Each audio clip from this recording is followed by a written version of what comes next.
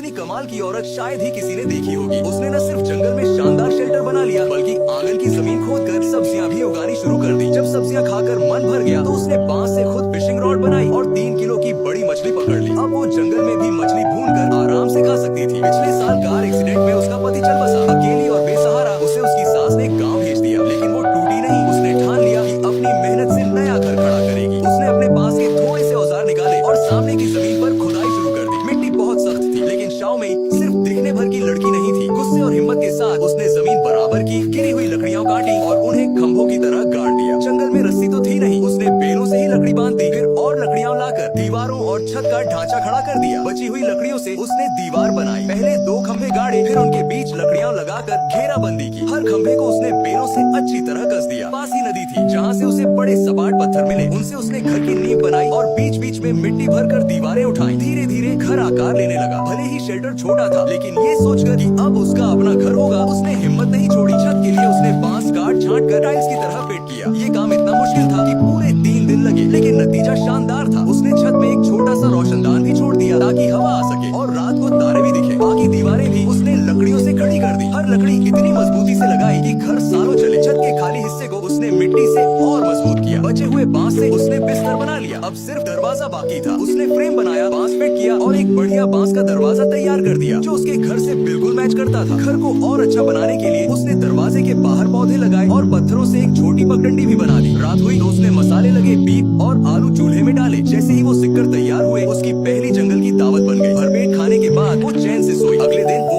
और लकड़ियां लाई और घर के सामने आंगन बना दिया। वहाँ उसने सब्जियों के बीज बोए और नदी से पानी लाकर सींचा। 15 दिन में बीज अंकुरित हो गए। उसकी जिंदगी अब पटरी पर लौट रही थी। फिर उसने घास की परतें काटकर छत पर बिछाई, जिससे घर और सुंदर लगने लगा। अब उसने खाने की दिक्कत भी सुलझाने की ठानी। उसने बांस की डंडी, नदी के घोंघे और धागे से एक फिशिंग रॉड बना ली। जंगल के तालाब में मछलियों की कमी नहीं थी। कांटा डालते ही उसने बड़ी मछली पकड़ ली, फिर एक और बार फेंका और इस बार 3 किलो की कार्प मछली हाथ लगी। मछली साफ करके उसने चूल्हा जलाया, बगीचे से ताजी सब्जियां तोड़ी और मसाले लगाकर मछली भून ली। रंग और खुशबू देखकर ही मुंह में पानी आ गया। सब्जी के पत्तों में लपेटकर उसने मछली खाई और मजा ले लिया।